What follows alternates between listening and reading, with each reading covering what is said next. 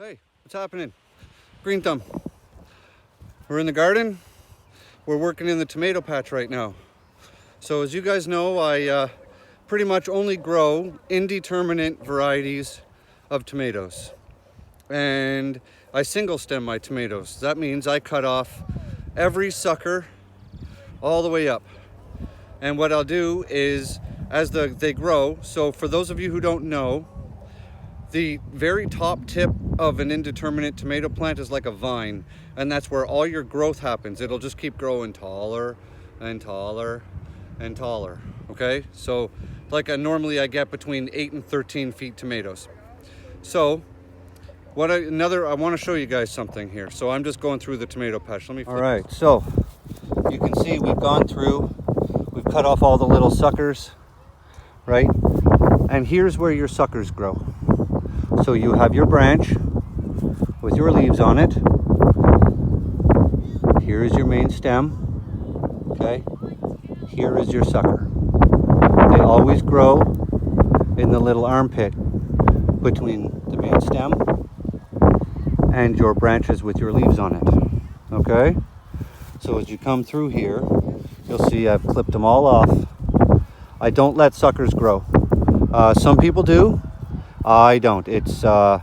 I don't really agree with the point of doing it, because that sucker will grow fruit. Sure, I won't deny that. But those suckers will also then grow more suckers, which will then grow more suckers. And it'll try to put fruit out off the sucker and off the next sucker and off the next sucker. And then next thing you know, it's taking you all season to get fruit off your tomato plants, because the plant can only pull up so much nutrients out of the ground. It only has so much energy to put towards making fruit, right? So if you let each plant try, let's say hypothetically, putting out 100 tomatoes, it's really not going to work out in your favor so well. So I single stem them, and what happens is you'll just have fruit clusters growing off the main stem all the way up. So what I'll do is, so here's the first fruit cluster on this plant. Right there, where's my hand? Okay, so I trim off all the leaves below that up until that first fruit set, and then you work your way up. So when these are fruiting, right, and I've harvested those lower ones, I will trim off all of the leaves to the leaf set below that fruit set. So this will just be a bare vine, and it'll just grow up and up and up and up. And another thing I've done, there's a little bit left, but you guys can see I've clipped off all the branches near the ground. So what ends up happening is this, okay? Soil is the number one vector for diseases for tomato plants. That's your number one vector. Guess where this was sitting? On the ground. More examples. That was on the ground. That was on the ground, right? So for you guys growing tomatoes, keep your ground clear. Oh, working on weeding the rest of this little patch here. Keep your tomato leaves off the ground. I'm gonna have to cut that one off too, right? All underneath. Keep them nice and clean, nice and tidy, and keep your disease vectors to a minimum. I gotta go through here. I've already clipped off some of them. You can see down in there. But these plants are 12 inches apart here, and they are pretty thick, so it's taken me a little bit of time to make my way through here. But so these are all Romas and San Marzanos on this side, and we are going to have tons of fruit. Look at that. We're going to have lots and lots, and they're all trellising. So I'm using trellis netting for the first time this year for my tomatoes. Normally I grow them up big, tall wooden stakes. So this stake is like 9 feet out of the ground now. So like I'm saying, so I'm going to keep going through here, and I'm going to trim the rest of these up. See, something like this on the ground, big dirty no-no. So we're going to clip that right off and work my way down the line and get all these little bits of leaves that are still on the ground that I haven't got to yet off.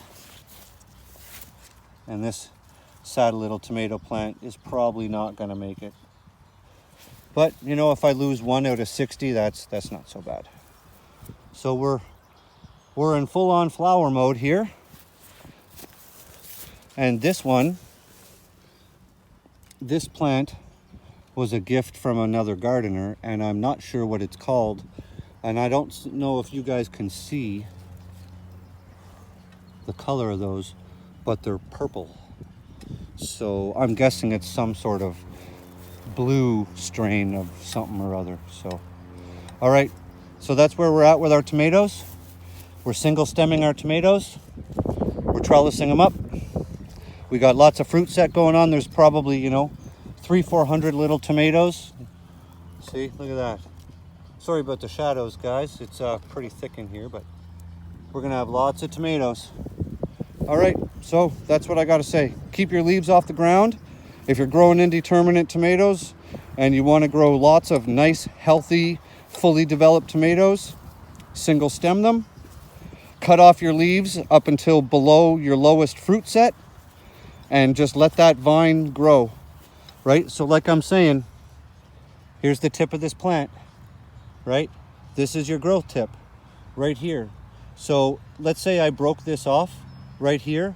This plant will not get any taller. But it's happened to everybody, right? You've all had the tips of your tomatoes break off. What you can do in that case is wait for another sucker to grow. And then once you have another sucker growing out of here, you can just train that sucker to grow up as another growth tip. So not all is lost, but you're kind of set back. See, so here's a good example. So here's the growth tip on this tomato, right? Let's say this broke off, or I broke off, or a critter got it. But here's another sucker right here. What I could do is I could train that sucker as the growth tip, and it'll keep growing up. Look at my fingers. You know you're in the tomato patch when your fingers are all green. I'm gonna go home and wash my hands, and the sink is gonna look like I beat the Hulk up. All right, so that's it for tomatoes for right now. One of the next things we're gonna do is I'm gonna bury all the stems in straw. I've got 2 bales of straw right here. So that's what's next up on the order. All right, have a good one. Green thumb out.